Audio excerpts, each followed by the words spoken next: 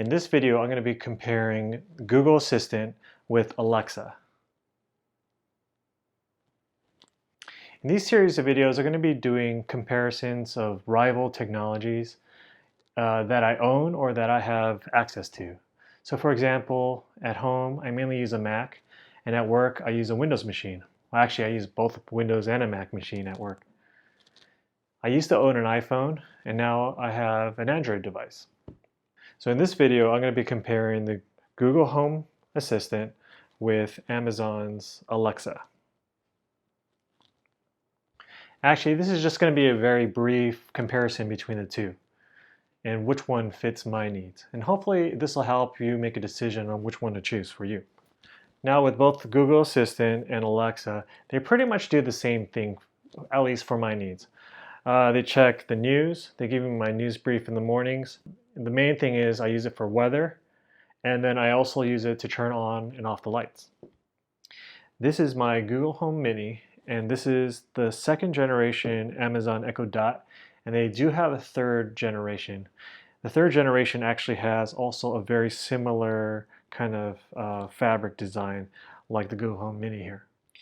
But there's something that the Google Assistant does, or this Home Mini does, that this thing can't do.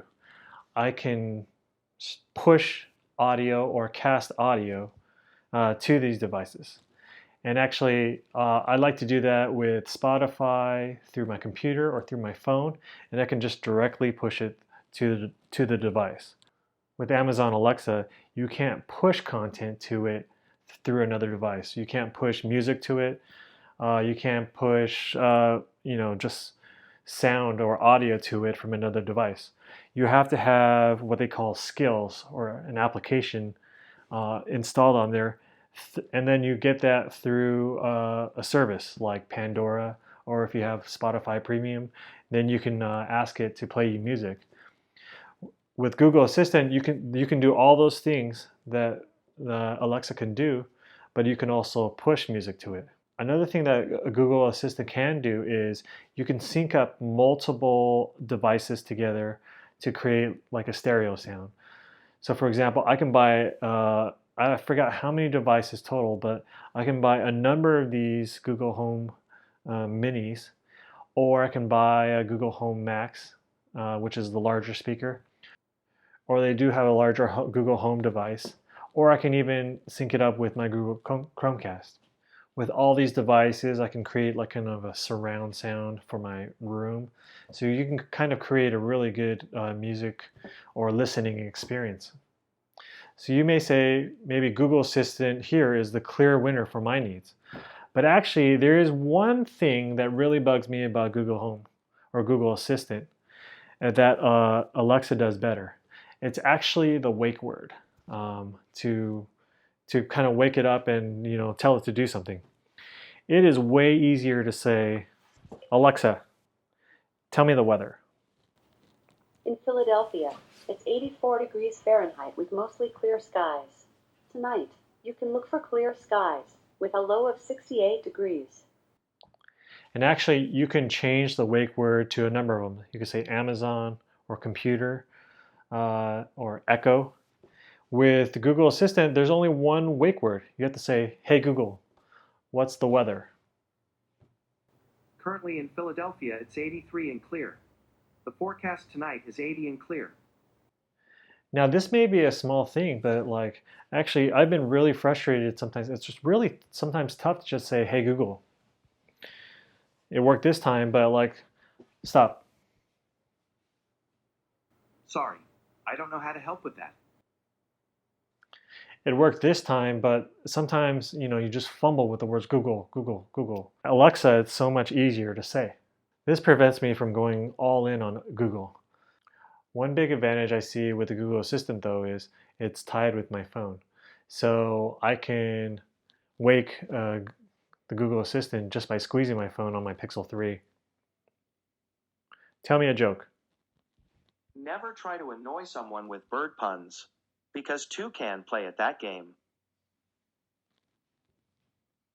And when I have both devices nearby and I wake them, both of them turn on, but it goes automatically to the Google Home Mini. Hey Google, tell me the weather. Right now in Philadelphia, it's 83 and clear. Tonight, it's predicted to be 80 and clear. Obviously, there's no clear winner for me here, but for different applications such as audio, music, podcasts, and even the ability to sync multiple Google Home devices together, this one wins in that department. I would say for ease of use, Alexa is easier to use for me. Just that one fact that Alexa is easier to say than Hey Google. It worked again though. Oh yeah, there's one thing that Alexa does a lot better than the Google Assistant. When turning on and off devices, you can have the option of not having it tell you or prompt you with a whole sentence. It'll just ding back. So, for example, hey Google, turn off living room. You got it, turning off the living room. Now, if I do it with Alexa, I programmed it or I put the option of just giving me a very simple ding. Alexa, turn off living room.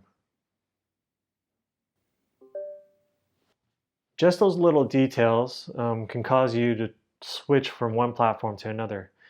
Because they're so similar and they're so neck and neck as far as technology is concerned, it's the little things, the little implementations that may push you over the top. I'm just fortunate to have both. These technologies, some may look at it, and I've had someone tell me that, are we just so lazy that we can't turn on and off our light switches? Well, I don't see it that way. I see these as more conveniences and not being lazy. I have no problem switching a light on and off through the switch, and actually sometimes it's faster that way. But sometimes my hands are full, or if I'm in a dark room and I can't find the switch, it's sometimes easier to say the wake word for these devices. Anyway, I hope you enjoyed this video. Some more comparisons are coming in the near future, and until the next one.